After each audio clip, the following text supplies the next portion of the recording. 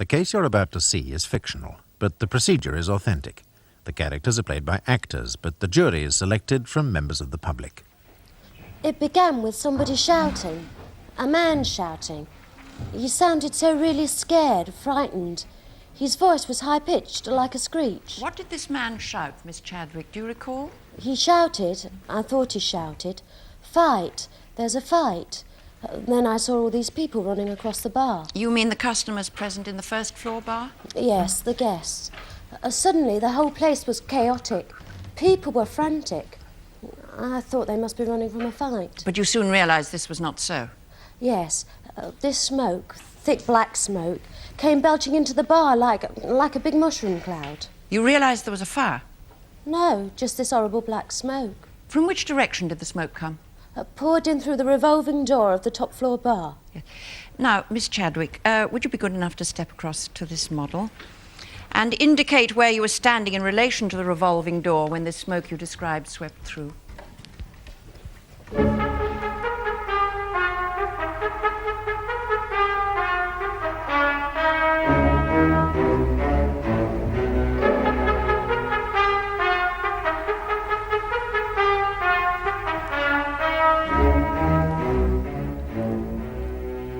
Following one of the worst fire disasters in the history of Fulchester, Janet Helen Godfrey, a local businesswoman, public figure and proprietrix of several nightclubs and restaurants in the city, has been jointly charged with manslaughter.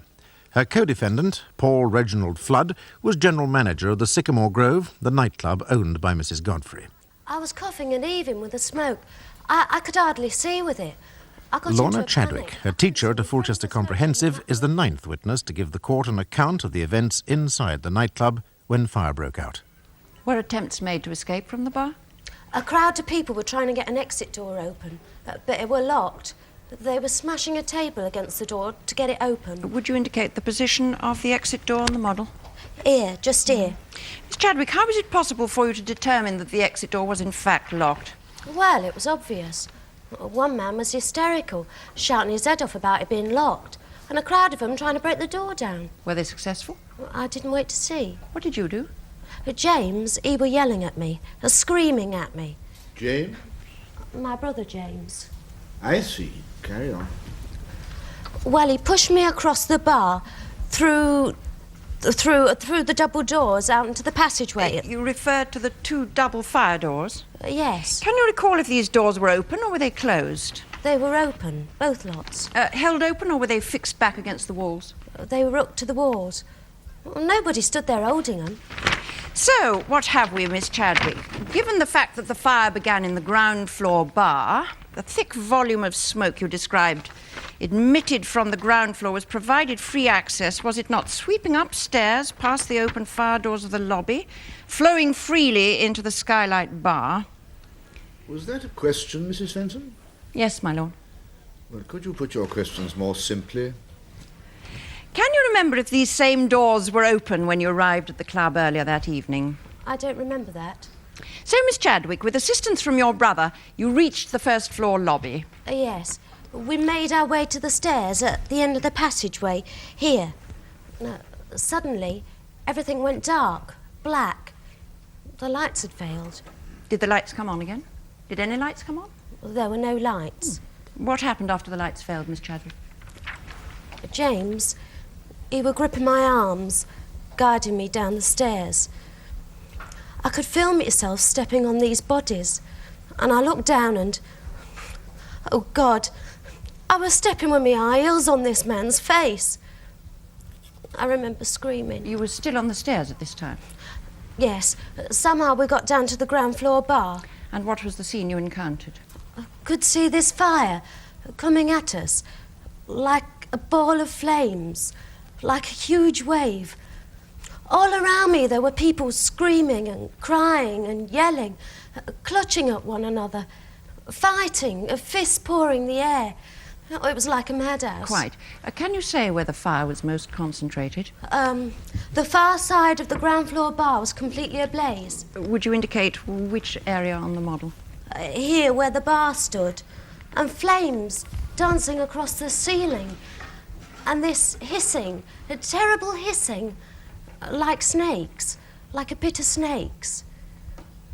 I saw this girl running through this raging inferno, screaming.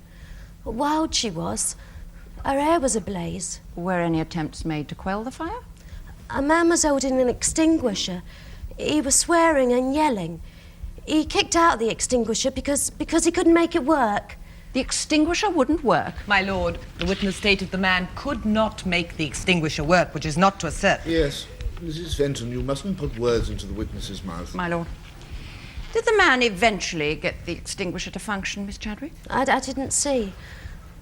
The roof beams over me broke away from the ceiling and crashed down towards me. Suddenly, the floor was alight. I could feel this burning, a terrible burning pain. I screamed so, and then I must have passed out. Give the witness a chair and a glass of water.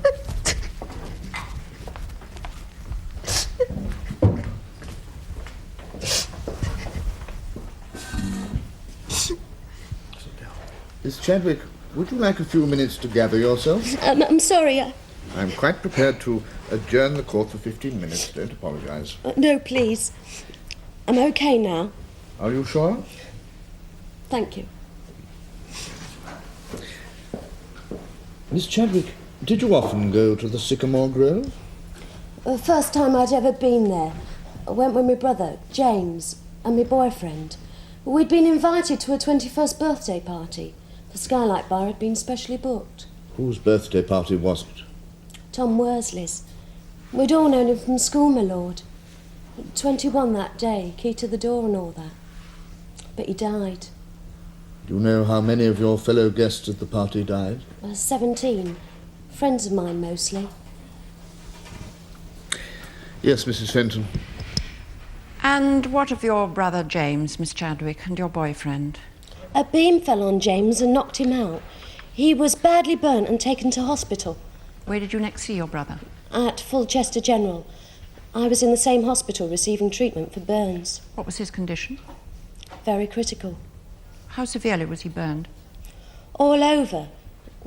He died an hour later. I see. Yes. On December 18th. Just in time for Christmas. And your boyfriend? He was unharmed. That at least is something. Except he's not my boyfriend anymore. Oh? Well, who can blame him? I'm not as pretty as I was. Thank you, Miss Chadwick.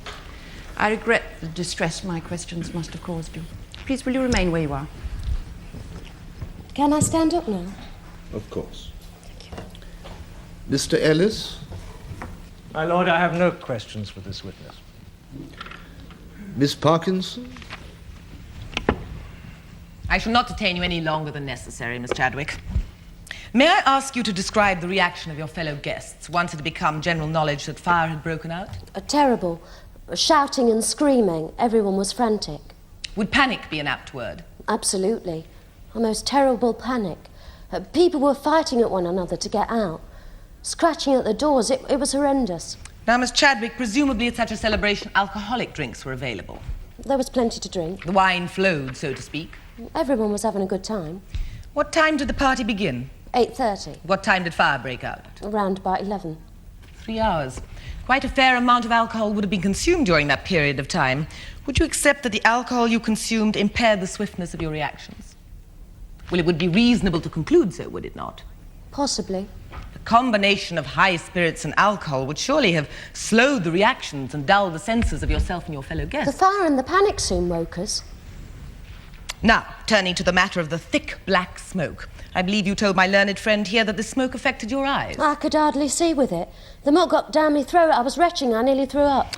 Right. Now, you told the court that at one point after the fire had broken out, the lights were extinguished. Well, that's correct. How soon after you realized there was a fire did the lights fail? 3 or 4 minutes, I suppose. But the fire, you say, was accompanied by thick black smoke which stung your eyes, obscuring visibility. I How couldn't could you tell if the lights had been extinguished when you were so engulfed? The place went black, snapped, just like that. The place was in darkness. Well, then again, you describe how you stepped on some poor creature's face. Was it the face of a man or a woman? I've said it was a man's face. Now, you are certain.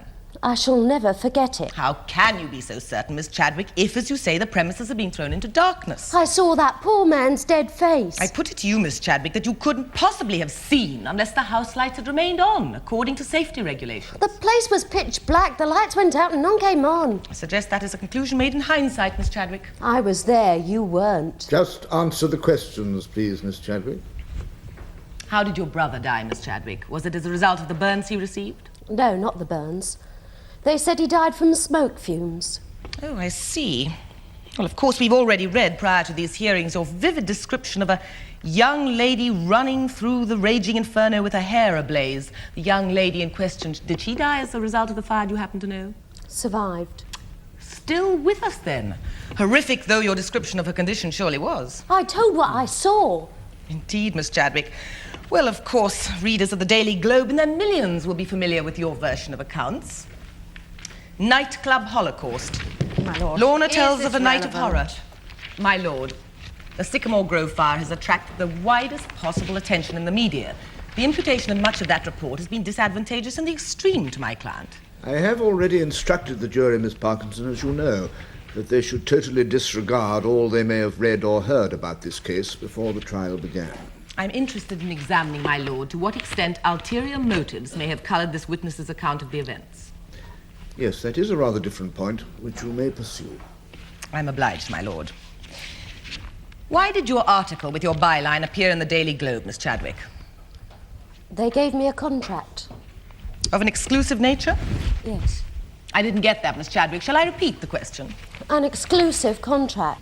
I put it to you that your evidence here today has been exaggerated to support and enhance your newspaper story. That is not It's so. no accident that the sensational tone of your newspaper account has found its way into this court. You've merely stuck to your highly coloured version. No words could ever describe the horror of that night. Well, Miss Chadwick, you've certainly made a good stab at it. How much did the newspaper pay you? Answer that, would you please? £500. £500. And is this article all you agreed to provide? No. No. Would you kindly elaborate? The newspaper, they want my impressions of the trial when it's over. And how much will you be paid for these impressions? £500. And is this additional journalism subject to any proviso? I don't understand. I'm sure you do. Does your contract with the Daily Globe contain any rider? Is it subject to any particular outcome of this court? If the accused are found guilty. And if found guilty, Miss Chadwick, do you stand to make any further financial gain? No, I don't think so. You don't think so? Come now, Miss Chadwick, are you certain? Haven't proceedings for damages been instituted against the accused? Yes. On your behalf? What so? And if successful, you stand to gain a considerable amount of money. Possibly. Several £1,000s at the very least. That, Miss Parkinson, will be for another court to decide. My lord.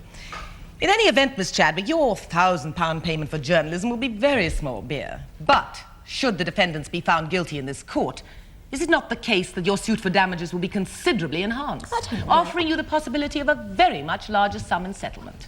Not for me to say. I put it to you, Miss Chadwick, that the version of events you've offered this court has been calculated to aid your suit for criminal liability against the defendants. Don't I deserve something? What do you deserve, Miss Chadwick? Compensation. I've been scarred for life and me look's ruined. All want me now. So you need to make future provision for yourself. That's one way of putting it. And in order to do so, I put it to you that the content of your evidence has been couched in highly prejudicial terms.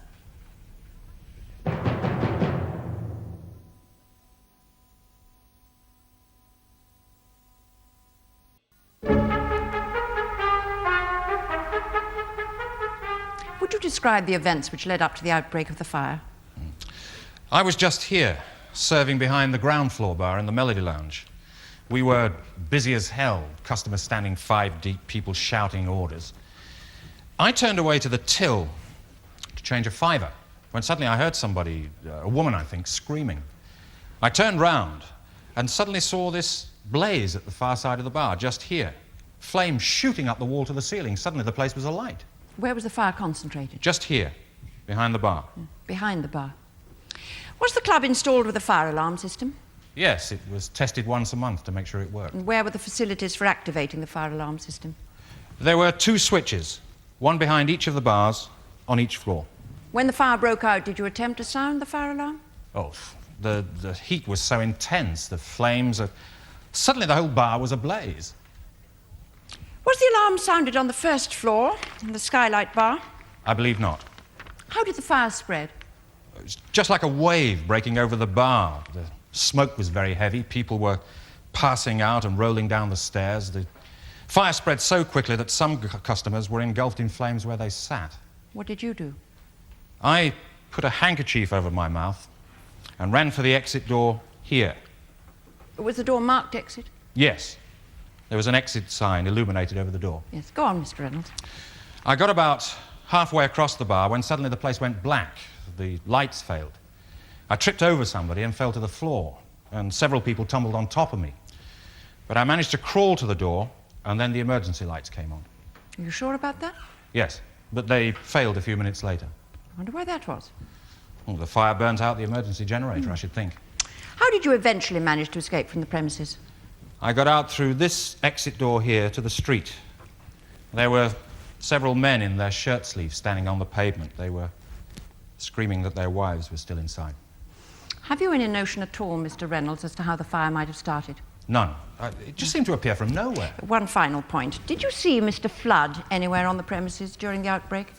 No, I didn't. Had you seen him at all during the evening? Earlier on, just before we opened. Yes, thank you. Would you please return to the witness box? Now, as head barman of the ground floor bar, the Melody Lounge, what apart from service to the customers did your duties entail? When I arrived in the evening, I'd open the bar, stock the tills with cash, and make sure my staff had turned up before we opened for business. Who laid down what your duties were? Mr. Flood? You're referring to the defendant, Paul Flood, who was the general manager of this establishment? Yes.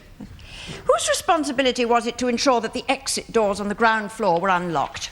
Mr. Flood did that. Every night? Yes. And who was responsible for it when Mr. Flood was away on holiday? Oh, he never took a holiday. We were constantly short-staffed. He could never be spared. Did the same arrangement apply to the Skylight Bar? Did Mr. Flood undertake to unlock the exit door each night on the first floor? I don't know about that. You don't know? But surely that must have been common knowledge amongst the staff? I suppose so. You suppose so? In any event, the exit doors on the ground floor on the night in question were indeed unlocked. Yes. But not, as it turned out, the exit doors on the first floor. Apparently not. Was Mr. Humphreys the head barman of the Skylight Bar on duty this particular night? Yes. He died in it, poor beggar. Several witnesses have testified to the effect that the double fire doors on the first floor corridor were both open, hooked securely to the wall. Could you offer any reason why this should be so? Somebody must have fixed them that way, I should think. Or why were the fire doors left open, Mr. Reynolds? I've no idea. We had clear instructions to keep all fire doors closed. Who instructed you so? Mr. Flood. Have you any notion as to who might have opened them? Well, customers would often hook them back to let some fresh air into the top floor bar. But were not fire notices fixed to the doors with clear instructions to all that the door should be kept closed at all times? Originally there were, but some students pinched them one night. Were they not replaced by new fire notices? No, they weren't. And when were the fire notices removed? Early part of the autumn. The university had a party in the Skylight Bar. That night the notices went missing. Mr. Reynolds, were you and the rest of the staff ever put through any paces in terms of fire drill? There was never a fire drill. Can you recall any arrangements made by the management to lessen the danger in the event of fire? Well, we had a code, a phrase that would be spoken over the tannoy in the event of a fire breaking out, something innocuous that wouldn't panic the customers. What phrase was employed for this? Yes? Muffin the mule. Muffin the mule. And who chose this portentous expression? My lord. Mr. Flood. Would you say that Mr. Flood took his responsibilities for fire prevention seriously? Very seriously. He took everything seriously. Whatever became of dear old Muffin the mule? But there was just no time to pass the word. The fire was raging across the bar, burning up the furniture, the decorations... The decorations? Well, yes, there was an artificial hardboard ceiling suspended over the bar, and hanging from it were various draperies, decorations, fabrics, sacking, artificial palm tree branches, that sort of stuff. All the lights in the bar were concealed in half coconut shells, sort of fancy lampshades. Was this material fireproofed? Not as far as I know. What were the decorations for? Well, I suppose they were meant to give the place a moody atmosphere. Whose concept was this? I've no idea. Thank you, Mr. Reynolds. Please, would you remain where you are? Mr. Reynolds, you informed my learned friend that you'd been employed at the Sycamore Grove nightclub for the past 5 years. To whom did you apply for this post initially? Mr. Flood. And who interviewed you? He did. And who appointed you? Him again. Was anyone else present at the interview? No. How experienced a barman were you at the time? Never done the job before. Did Flood take up your references? He didn't ask for references. I had none.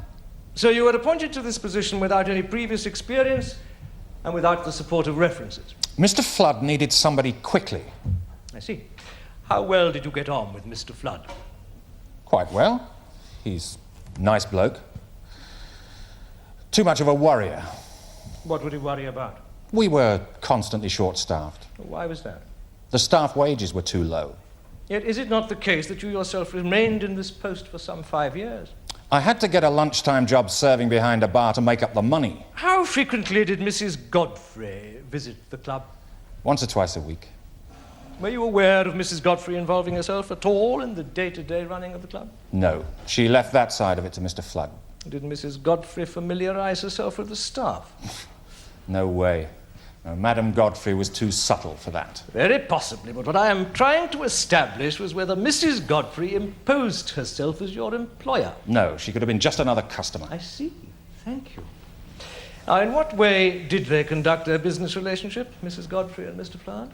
He was a pushover as far as she was concerned. Any other bloke would have slung his up the way she treated him. Yes. Now, let us turn to the question. Since you've raised the matter of the owner-manager relationship, Mr. Ellis, I, for one, would like to hear the witness out on this. My lord? She was tight-fisted. You mean thrifty? I mean mean. We used to call her Lady Cutback. Every single department in that club was full of tat. The furniture was cut-price nasty, the kitchen equipment was army surplus. She wouldn't even pay for a decent bog roll in the staff lavatory. And that's another thing. One lavatory stuck out in the backyard for men and women. That's how thrifty she was. And she had old Flood by the throat. He genuinely wanted to make improvements to the place, but no, she wouldn't wear it. Took the lot and gave nothing. Well, one day something was going to go wrong, and it did. So if you're looking for somebody to blame, there she sits, Madame Bloody Godfrey.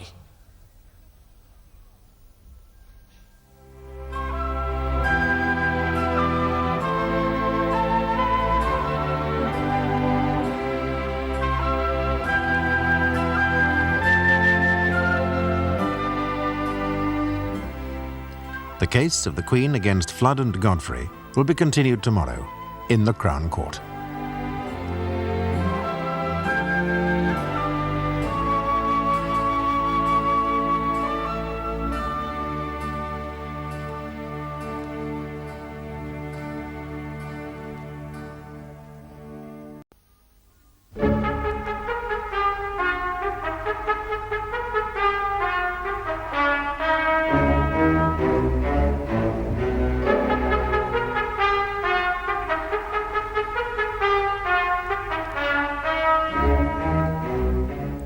The case you're about to see is fictitious, but the procedure is authentic. The characters are played by actors, but the jury is selected from members of the public. In the case of the Queen against Godfrey and Flood, the prosecution has suggested that a fire in the Sycamore Grove nightclub, which killed 17 people, was the direct result of gross negligence on the part of its proprietor, Mrs. Janet Godfrey, and her general manager, Paul Flood, both of whom are on trial for manslaughter. The court is now hearing evidence from Rex Meredith, a local self-employed electrician. Mr. Meredith, did you, during the summer of last year, have occasion to visit the Sycamore Grove nightclub in pursuance of your trade? Flood wanted some work done. It was he who approached you? He phoned me at home. I work from home, you understand. Did you discuss this engagement with anyone else at the club? Just Flood. What did the work involve? He wanted some new fixtures in the bar and in the ladies' loo. In which bar? The Melody Lounge, whatever it's called. The bar on the ground floor. He wanted some faulty sockets replacing. Did you supply an estimate for the projected work? I did. Yeah. Written or verbal? Well, I told him how much the work had cost after I'd had a look to see what was needed. And did you form any opinion regarding the overall condition of the electrical wiring in these premises? Yeah, it was fine, generally speaking, except for those sockets, the light switch in the ladies' loo, and a faulty fan behind the bar. Behind the bar in the Melody Lounge? Yeah. In what way was it faulty? Well, the fan was pretty ancient and decrepit. I mean, it'd been there for years. And when you shoved the plug into the socket, it made a crackling noise and there were sparks. You say sparks flew? That's what I did say. I mean, the wiring was corroded, rotting, hadn't been looked at for years. The plastic holder of the plug was cracked and loose. I mean, the whole thing, the plug and all, needed replacing. And were you then commissioned to install a new fan? No. Do you know why? Because Flood wouldn't have it done. Did he give any reason? Well, apparently Mrs. Godfrey wouldn't pay for it, and he could only afford to replace the sockets and the light switch. Leaving a fan, which was the worse for wear, still in existence behind the bar. That's right. The faulty plug of which tended to give off sparks and in your professional view was a danger. I told Flood. I said, you need a totally new fixture there. No, he said. And this dangerous electrical equipment was situated in the precise location behind the bar in the Melody Lounge where the fire subsequently broke out. Thank you, Mr. Meredith. How much would it have cost to replace this fan, Mr. Meredith? £60 plus the labour. And you claim the workers refused because of the cost? I don't claim anything, that's a fact. So you may say, Mr. Meredith, but I put it to you that you were, in fact, instructed to replace that fan. That's not true at all. And that in hindsight you've sought to cover your reputation by fabricating this whole account of yours. Look, I offered to replace the damn thing, but Flood said no. No, he said. There was no money left in the kitty, and that was that. I put it to you that you're lying, Mr. Meredith. Thank you. How long have you been engaged in this type of work in a self-employed capacity? 3 years now. Before that? With Crispin's Electrical Wholesale, Fulchester. How long were you there? 6 months. Why did you leave after such a short time? Had a disagreement. Oh? With the boss. You mean you were sacked? Wouldn't put it quite like that. How quite would you put it? I was asked politely to move along. How many firms had you been with prior to Crispin's? 2 or 3. 2 or 3? Isn't 5 the correct figure? And I remind you, you are under oath. I didn't keep a list. What training did you receive? I started out as an apprentice. I learnt my trade on the job. Isn't it a fact, Mr. Meredith, that your position as a self-employed jobbing electrician results from the fact that you are unemployable by any reputable Fulchester electrical company? Who told you that? Your standard of workmanship is so sloppy and amateurish that employing you would be something of a liability. I'm never out to work, you know. I'm a busy lad. Isn't it true that you carry a manual about with you in your back pocket which you proceed to consult whenever you are unsure of an electrical task confronting you? I've yet to have a dissatisfied customer. Isn't that something more to do with your economic level of accounts? Oh, no, I don't charge what the big companies have to because I don't have their overheads. I put it to you, Mr. Meredith, that the reason Mr. Flood employed you was because you were cheap. And given the paucity of his budget, he couldn't afford an electrician of greater skill. Well, that's rubbish. No further questions. Several inspections are made in the course of a year to meet the requirements of different acts. The last inspection at the Sycamore Grove was made in August 1980 in connection with the Music, Song and Dancing Act. Did you meet a representative of the club when you called there? Yes, Mr. Paul Flood. How did the efforts of the club to meet your requirements impress you? A licence was granted. The fire extinguishers were working, were they? The legal requirement is for licensed premises to make their own annual checks and to overhaul the extinguishers. Had this been done? The club records indicated so. Who had undertaken the checks? Mr. Flood. Were you satisfied that Mr. Flood was competent to undertake this task? We always prefer fire prevention specialists to do this task. Now, would you explain why it is necessary for such establishments to ensure that their fire doors are kept closed? To stop the smoke from spreading to other parts of the building. And are fire notices to be displayed indicating that the doors should be kept closed at all times? That's what the law stipulates. Have you read the pathologist's report on the victims of the Sycamore Grove fire? I have. How do you react to the analysis offered of their deaths? No deaths were caused by burning. The deaths were caused by the inhalation of smoke fumes. and all the victims occupied the Skylight Bar at the time fire broke out. Can you describe what happened? The fire doors on the first floor corridor were left open on this particular night, and the smoke came pouring upwards from the ground floor, fatally affecting many guests on the top floor. If the fire doors had been closed, the smoke could not have passed through into the Skylight Bar. Is it a legal requirement, Mr. Stavaker, that all exit doors should remain unlocked? When members of the public are on the premises, many deaths are caused in fires by the exit facilities being inadvertently locked. Have you had the opportunity to inspect the records of the Sycamore Grove nightclub for the night of December the 13th last? Indeed, the records were retrieved from the office on the night of the fire. Including those relating to the number of guests admitted? 107 guests were admitted to the club that evening. What is your comment on this? The club contravened its statutory obligation to admit no more than 100 guests to their premises at one time. The law was broken? That's correct. May the witness be shown Exhibits 7 and 8, please.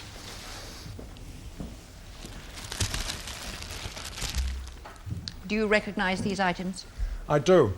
They consist of materials used to decorate the Melody Lounge of the Sycamore Grove nightclub. How did these exhibits come into the possession of the authorities? They were retrieved from the premises after the fire had been put out. Given that a worn-out fan, the plug of which was sparking, was in use behind this bar in close proximity to these decorations, would you say that that is the root cause of the fire? It's highly probable, certainly. But has the exact cause of this fire yet been determined? No, my lord. The building was virtually destroyed. It's proved impossible to establish absolutely the root cause of the fire.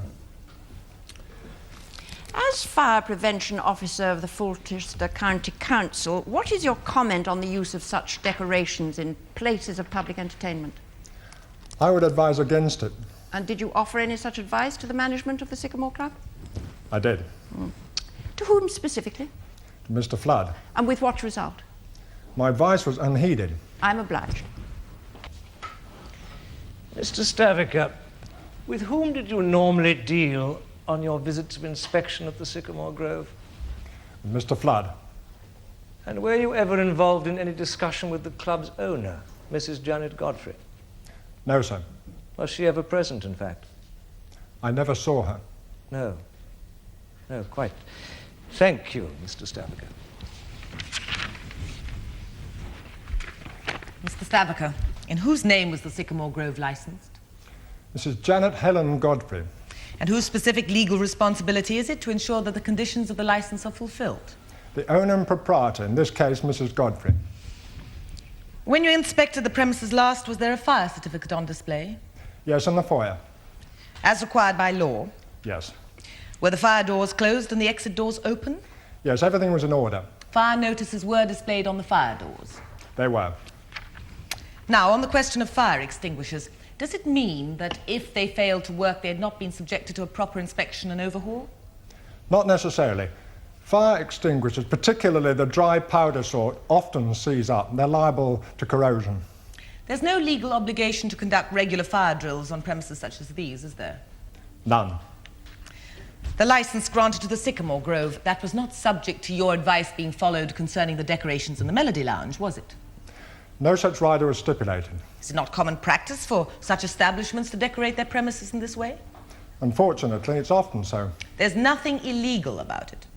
No. Thank you. Unless your lordship has any questions of this witness, that is the case for the prosecution. Thank you, Mr. Stavaker. My lord. Mr. Ellis? My lord, I call Janet Helen Godfrey.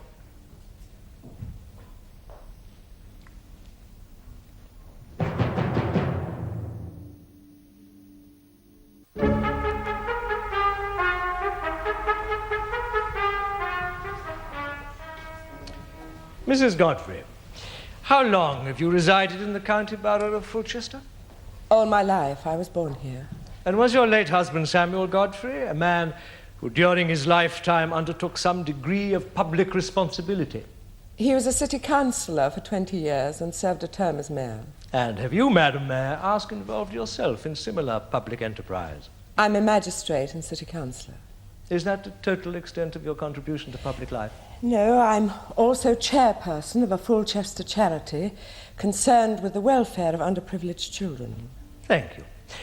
Now, turning to the matter of the Sycamore Grove nightclub, Mrs. Godfrey, how did you come to acquire it? Oh, I didn't. My husband bought this property. He owned a number of similar establishments in Fulchester. Which I take it you inherited following his most untimely death. Yes. When did your husband's death occur? Oh, he was killed in a road accident 5 years ago. So you were left with the burden of administering a string of these entertainment establishments? Yes. Yes, I inherited 2 nightclubs, of which the Sycamore Grove was one, and 4 restaurants. I've appointed general managers to take entire charge of their affairs. And what is the extent of their responsibility? Oh, total. They only come to me if they have a problem which they themselves cannot solve. Do they administer through a fixed budget? Oh, but my budgets aren't fixed. I mean, they're flexible. It's that sort of business. So there are no restrictions placed upon your managers budget-wise? No sensible restrictions. I understand. None whatever. Would you describe how the appointment of Paul Flood as general manager of the Sycamore Grove came about? Well, he'd worked for my husband for some years. He'd successfully managed 2 of Sam's restaurants, and after Sam died, Paul seemed the obvious choice. Do you now regret the appointment of Paul Flood? I think perhaps on reflection, managing restaurants was a rather less complex matter than a nightclub. As things turned out, the job proved too much for him. But I blame myself for this, naturally. How involved were you in the day-to-day running of the club? Hardly at all, which was perhaps a mistake.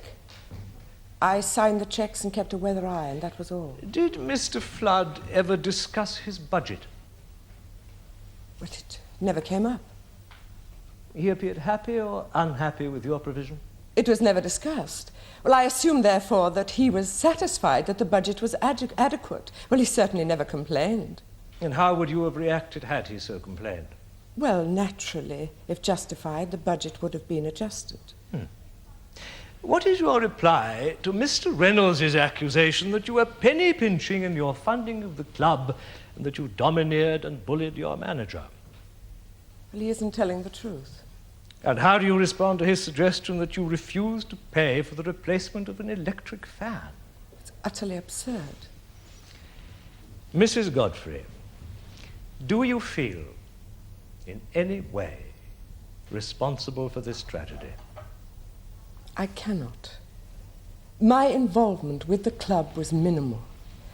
That is why Paul was employed in the first place, to cope. And he clearly failed to cope. But, Mrs. Godfrey, it might be argued that as the owner and proprietor of this establishment, the ultimate responsibility for the safety of the clientele was yours. But one must delegate. It's impossible to check that a person is doing their job to total satisfaction. One must trust one's employees. With certain reservations, I trusted Paul. Misplaced, I now grant. But I really cannot accept responsibility for what has occurred. A drunken train driver, after all, is criminally liable for a train crash, not the board of the British Rail. Yes. Thank you so much, Mrs. Godfrey. Please remain where you are.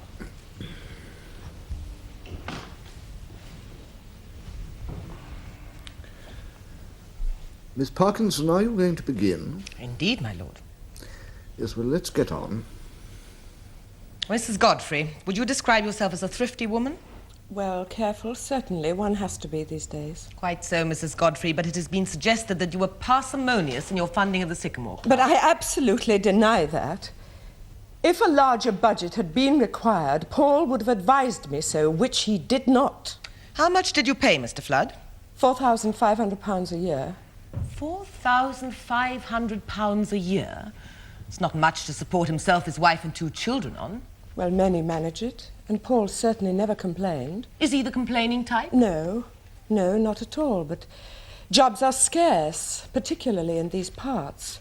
A man of his age would find it difficult to get another job. So it was a question of take it or leave it? I didn't mean to imply that. Simply that these are difficult times for everyone.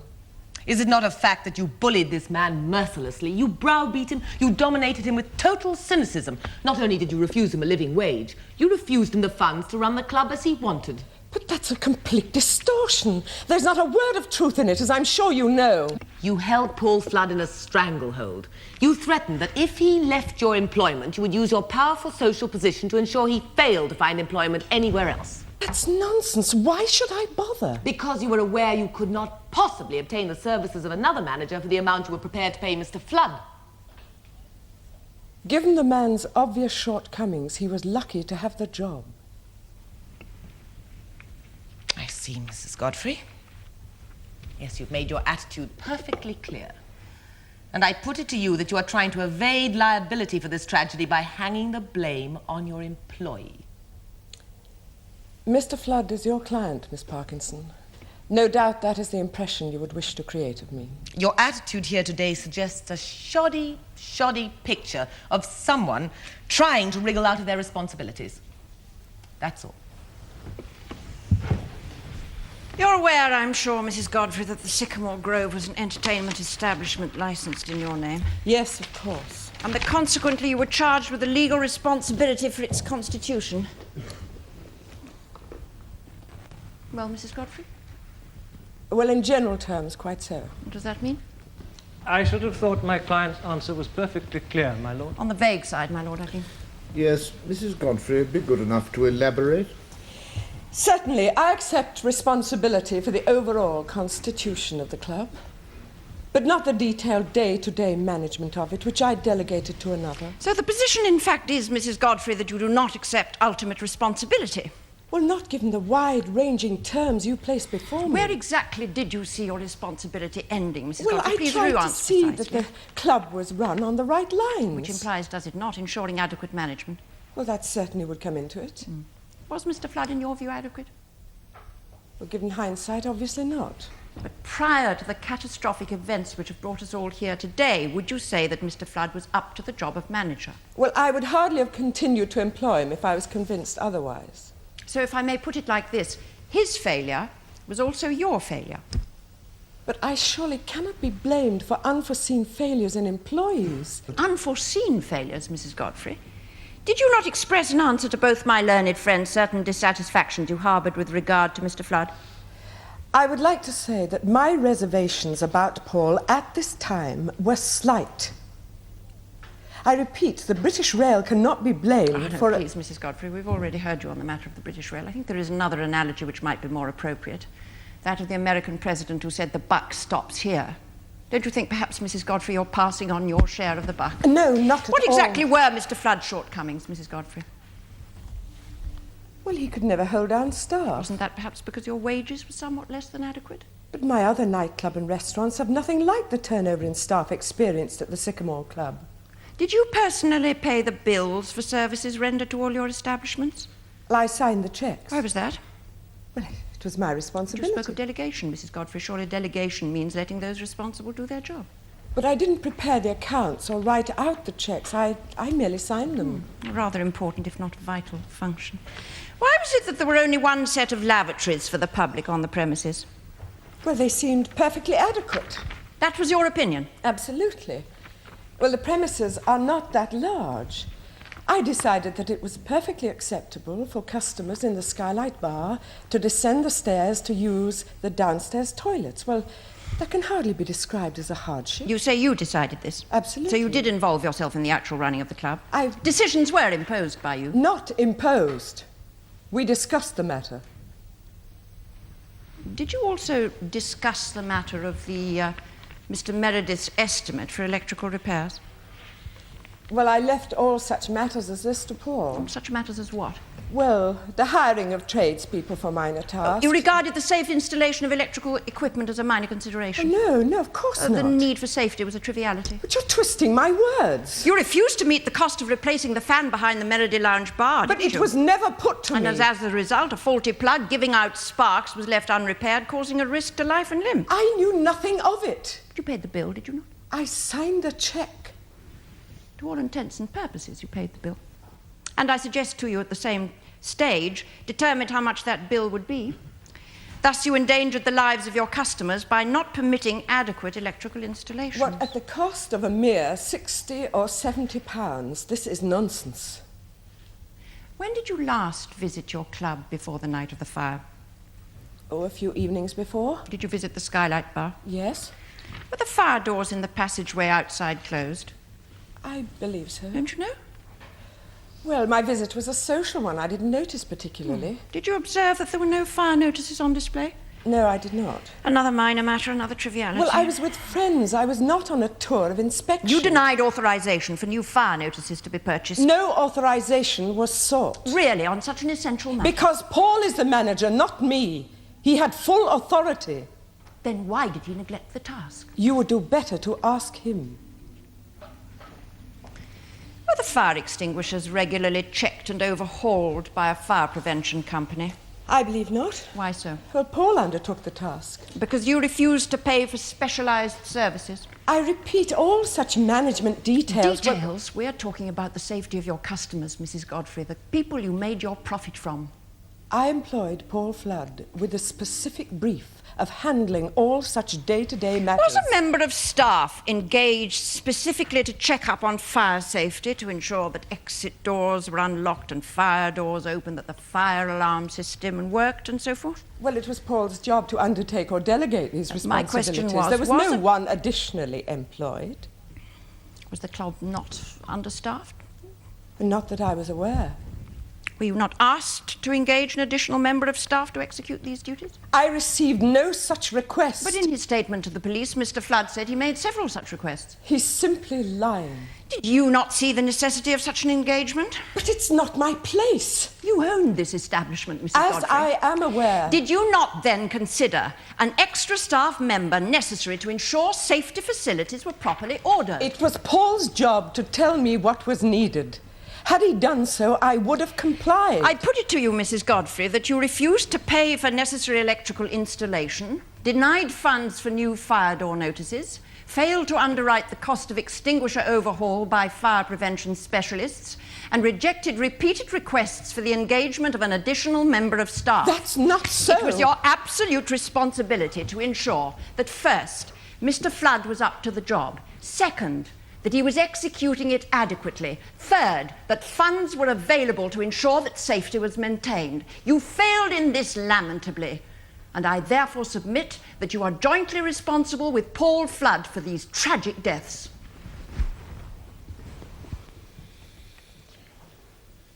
Mrs. Godfrey, please return to the dock.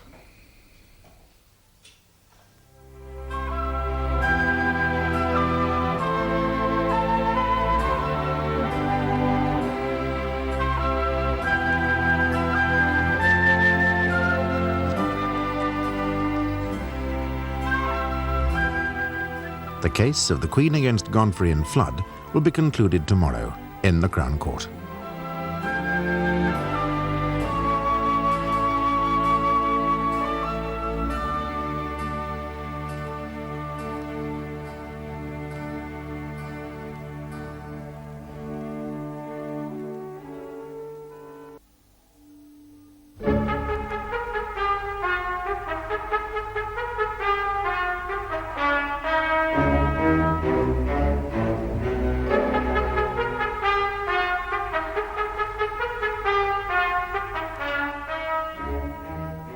The case which you're about to see is fictitious, but the procedure is authentic.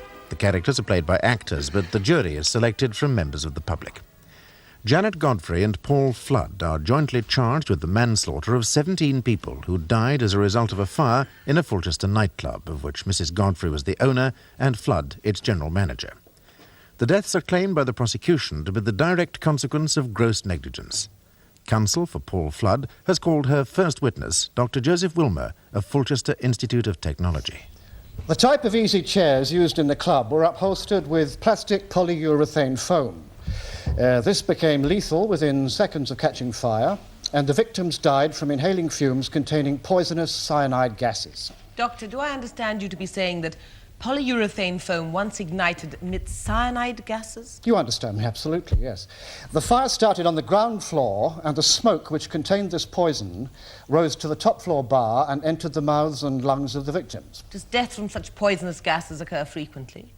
On average, 100 people die in this country every year from inhaling these lethal gases.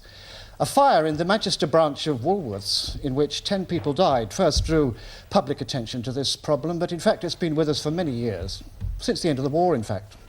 I'm much obliged to you, Doctor. Thank you. I have simply one point, Doctor, on a matter of clarification, if you will bear with the layman's ignorance. I'll try. The polyurethane foam contained in the upholstery of chairs used in the Sycamore Grove nightclub, would you comment on its general use in furniture? In recent years, 95% of all chairs and sofas have contained polyurethane foam. So furniture upholstered in this particular material would not necessarily be cheap or inferior? Not at all. I mean, most people are sitting on bombs in their own living rooms. You can find this foam in almost anybody's house. I see. Yes. That's all I have for you, Doctor. Thank you. Doctor, would you agree that before gases of the nature you describe may be emitted, there must first be a fire? Well, obviously. And that your evidence, however fascinating, does not affect this central issue? Fire broke out, inadequate safety facilities existed, and as a consequence many died. The cause of their deaths has relevance only in this context. Had it not been for the existence of these lethal gases, could it have been the case that many, if not all, the victims might in fact have been with us today? That's absolutely true. Of course, one can't swear there would have been no deaths. Some may have perished by suffocation, but certainly nothing like the toll that resulted. So this suggests a tragedy which was the result of misadventure. Thank you. Thank you, Doctor. You may step down. My lord, I call Paul Reginald Flood.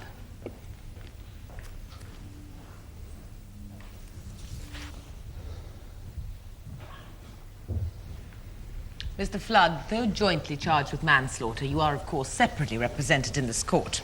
I believe Mrs. Godfrey was of the opinion Mr. that Flood, you really must speak up, you know, so that everyone can hear you. I'm sorry. Yes. Please direct your voice towards the jury. It's by them that you should wish to be heard. Mrs. Godfrey felt that I was to blame, and in any case it was impossible. I could never afford the kind of legal representation she is engaged. With all due respect to you, Miss Parkinson, I didn't mean... It's quite all right, Mr. Flood. Money can't buy everything.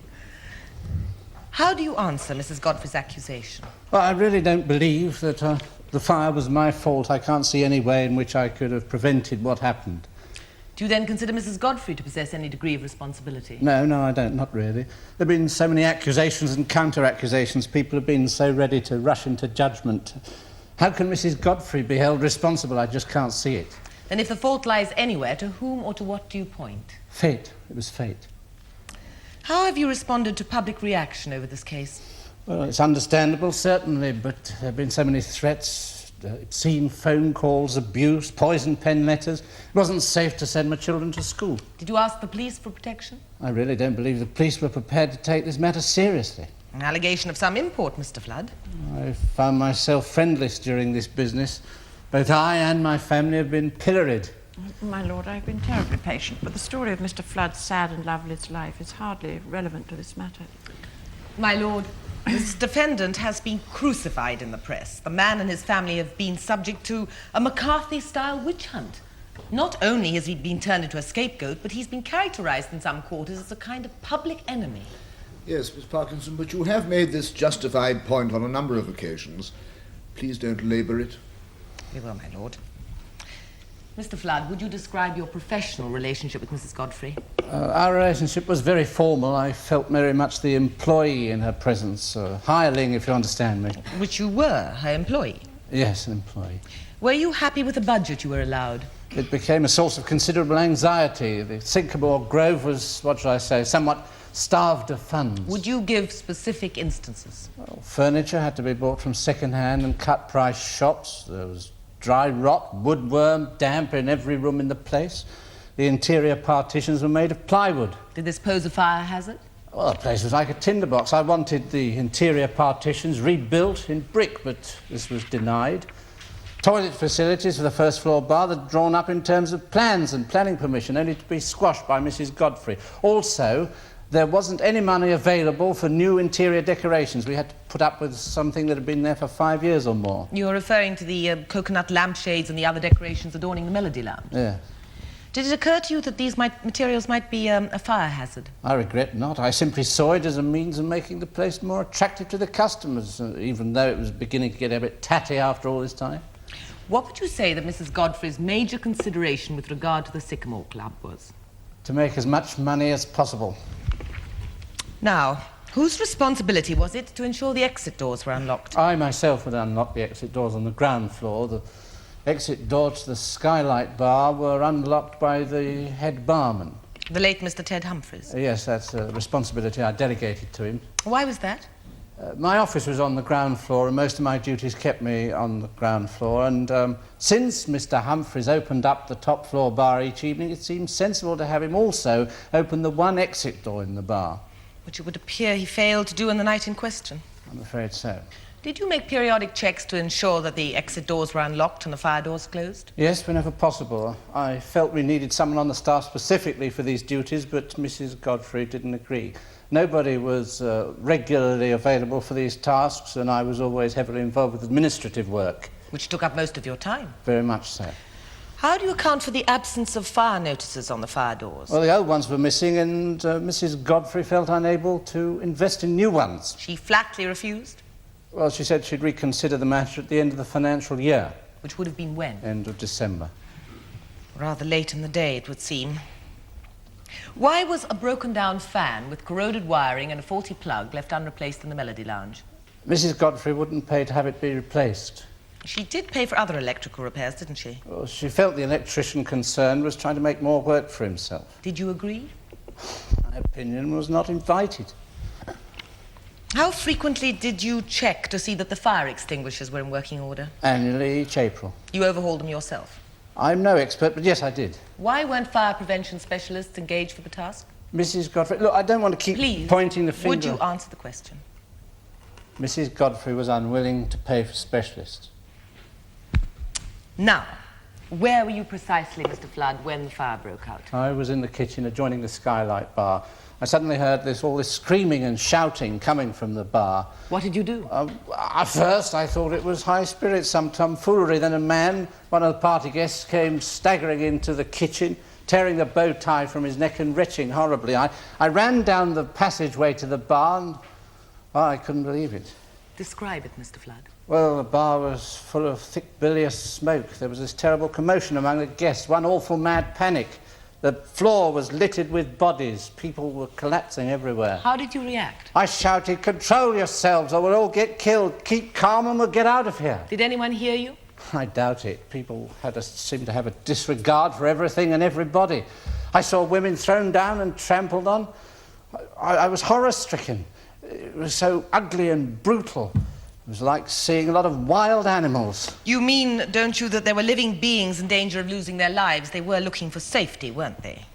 I appreciate that people do not behave like thinking human beings in a situation like this. Do you think that the degree of panic contributed to the many deaths? I'm convinced of it. What was your next move? I went back into the kitchen. There was a young man lying on the floor. A girl was kneeling beside him, holding his hand. He seemed to be dying. I went over to him, unbuttoned his shirt, tried mouth-to-mouth resuscitation, but it was no good. He died in a few minutes.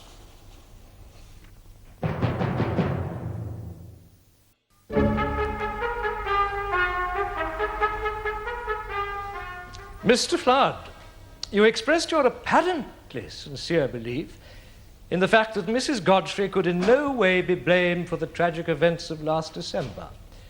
Do you still stand by that statement? It wasn't her fault. Then whose? Oh, yes, forgive me, you did tell us, didn't you? Fate, it was fate. Unfortunately, Mr. Flood, this court must subject these events to a more deterministic consideration. Mr. Ellis, are we now to have a metaphysical discussion? I trust not, my lord. So do I. Mr. Flood, having released Mrs. Godfrey of culpability in a rather transparent refusal to speak ill of her, You then proceed to inform my learned friend that she had been a less than model employer. I simply answered with the facts. I suggest, Mr. Flood, that you wish to have your cake and eat it. On the one hand, you say, oh, no, not Mrs. Godfrey's fault. On the other, you tell us that she refused to pay for that, stopped you doing the other. What a stingy, hard-hearted lady. Look how avaricious she was. It was all her fault, really. I didn't say that. Are you seriously suggesting that Mrs. Godfrey, a proprietor of considerable means, actually refused to pay for the replacement of an electric fan costing a mere £60? 2 fire notices, and to employ a fire prevention specialist whose services would be required but once a year? That is the truth. Is it credible, that Mrs. Godfrey would place her professional enterprises at such risk over such comparatively small items of expenditure? The fact is, she did. Isn't it the case, Mr. Flood, that your negligence and maladministration created these fire safety hazards? What do you expect me to say to that? I will tell you what I do not expect you to say. That is that you have fabricated this alleged parsimony of Mrs. Godfrey in an attempt to acquit yourself of responsibility. I did my best within the budgetary provided. Then why did you remain in Mrs. Godfrey's employ, if you were so dissatisfied? I can't really answer that. Oh, but do try, Mr. Flood. I mean, wasn't it your duty to resign if you felt that the good order of the premises was being jeopardized? Mrs. Godfrey insisted that I stay. Insisted?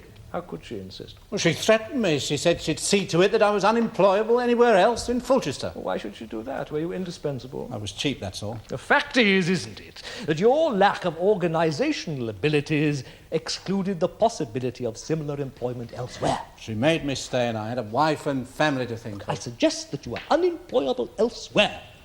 You were totally dependent upon the patronage of Mrs. Godfrey. She depended on me. I suggest you were very well aware of your own inadequacies and knew that you were lucky to have the job that you did have. Some luck. I put it to you, Mr. Flood, that you have attempted to colour Mrs. Godfrey's motives in such a way as to enable you to deny the responsibilities with which you were entrusted. That is just not so. Your evidence in this regard, I submit, has constituted a pernicious, if somewhat subtle, attempt at the character assassination of your employer. I have no more questions, thank you. How do you look upon the events which occurred in the Sycamore Grove nightclub in December last year? It was a terrible tragedy, an unbelievable thing to happen. Glib words, Mr. Flood. They are deeply felt. Do you regard yourself as in any way responsible? Well, who knows? Nobody can predict a disaster like this. Maybe if I'd done something differently. But I seriously and honestly believe that I did my best with the facilities available to me, and it's easy to be wise after the event. Do the deaths of 17 citizens of this city play on your conscience? I don't know how to answer that, I really don't. It's a perfectly straightforward question. No, it isn't. It is not at all. The faces of those dead men and women will haunt me for the rest of my life. Nobody can recover from something like that. I'm bound to say, Mr. Flood, nor should you. Presumably, however, your plea of not guilty implies that you consider yourself to be free of blame. Well, of course I blame myself. Who wouldn't? A motorist who kills a pedestrian through no fault of his own will analyse the incident over and over again and never feel entirely free of guilt.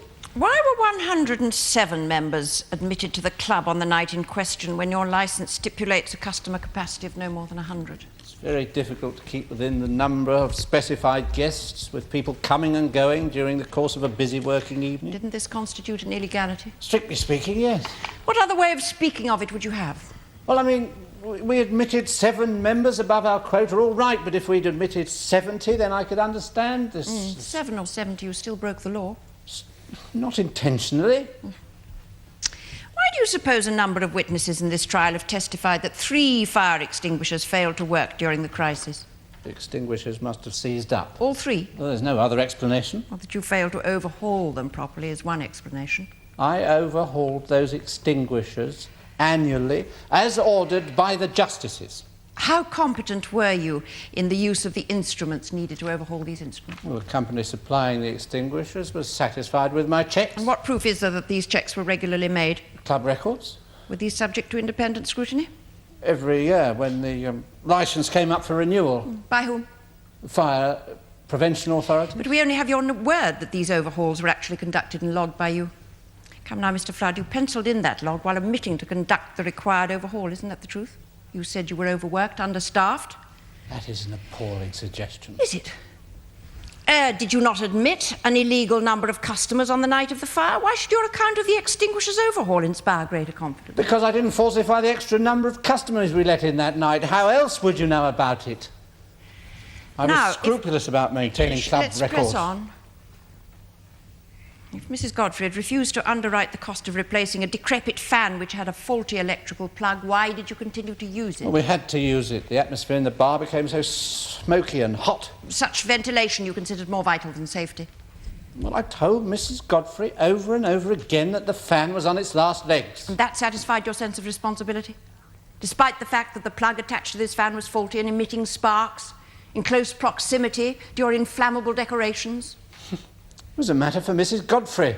Did you not consider replacing the faulty plug? Impossible. The wires were corroded. The fan itself should have been pensioned off long before. The whole job lot needed to be replaced. Mr. Flood, why were the double fire doors on the first floor corridor secured in an open position on the night in question? I cannot explain it. Who opened them? Well, customers were always hooking them back. Because there were no fire door notices instructing the public that the door should be kept closed?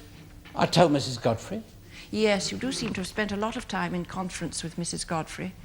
Don't you think that your efforts might have been better spent in improvising temporary fire notices?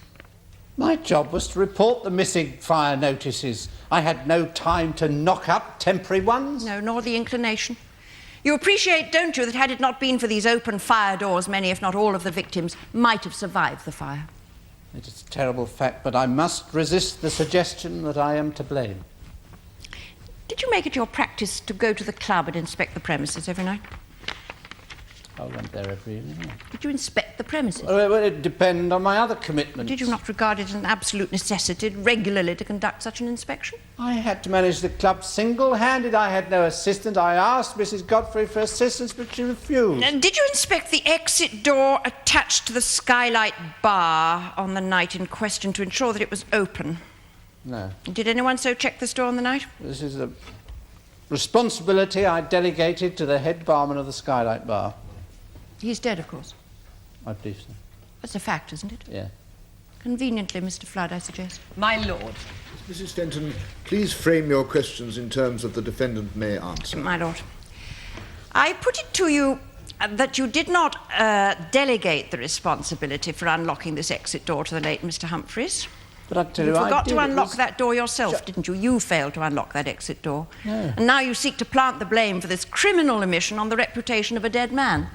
A man who can no longer speak for himself, who cannot answer back. That's a terrible accusation. My lord, the witness is obliged to answer proper questions, but not to be subjected to a brutalizing barrage of distressing imputations. Miss Parkinson, as you are aware, counsel for the prosecution has a duty to press the defendant on matters which in her view are pertinent. Mr. Flood, if you accepted responsibility for unlocking the exit doors on the ground floor, now how is it that this was not extended to the first floor? Because most of my duties kept me on the ground floor. Even though you were in the kitchen on the first floor on the night of the fire? I did say I never went up to the first floor. If you had this arrangement with the late Mr. Humphreys, why was Mr. Reynolds, the head barman of the Melody Lounge, not required to open the exit door on his bar? I have explained on opening up the premises, I would unlock all the exit doors on the ground. Well, why was no member of the staff other than yourself aware of this arrangement you allege between you and the late Mr. Humphreys? Well, why should they know about it? I told Mr. Humphreys I didn't announce it over the Tannoy system. I put it to you that you're lying. I'm not lying. You're I promise you using I'm Mr. not Humphreys' lying. tragic death as a convenient escape hatch. I'm incapable of such guile, such despicable behaviour. Are you, Mr. Flood? When fire broke out, did you attempt to lend any assistance to its victims? It was so chaotic. And so you fled to the kitchen? It was a hellhole in that bar. In an attempt to save yourself? I tried to save a young man's life. You put your own safety before that of your customers. How was I to know all that was going to happen? That, Mr. Flood, begs the question. Mr. Flood, did you do everything in your power to manage the Sycamore Grove nightclub with all reasonable consideration as to the safety of the clients? Everything possible, believe me. Did you make every effort to advise Mrs. Godfrey as to the shortcomings of the fundings of the said nightclub? I told her, I warned her.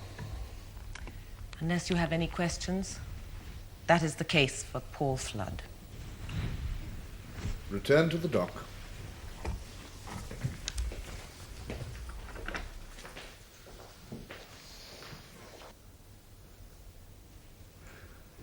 The crime of manslaughter means an unlawful killing. The elements of the offence are identical to those of murder, except that here there is an absence of malice aforethought. If you find that either or both of the accused have committed a grossly negligent act or omission, then you must find for the prosecution. That the deaths were caused inadvertently, or that the accused failed to recognize the danger, is no defense.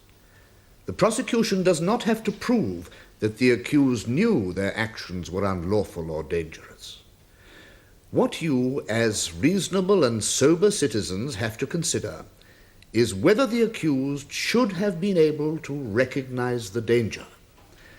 However, it is not enough for the prosecution to assert that Mrs. Godfrey was parsimonious.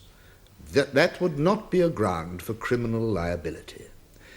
You must be satisfied beyond all reasonable doubt that she was at fault in particular instances.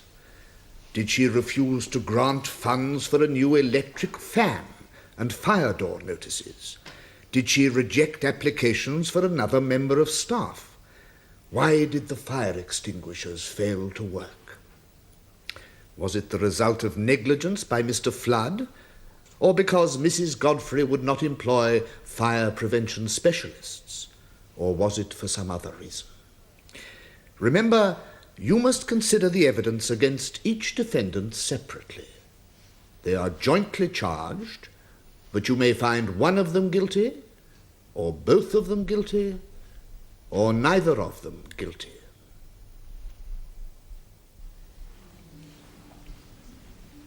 Members of the jury, will your foreman please stand?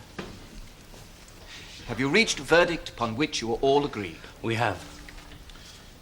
Do you find the defendant, Janet Helen Godfrey, guilty or not guilty of the charge of manslaughter? Guilty. Do you find the defendant, Paul Reginald Flood, guilty or not guilty of the charge of manslaughter? Not guilty. Flood, you may stand down.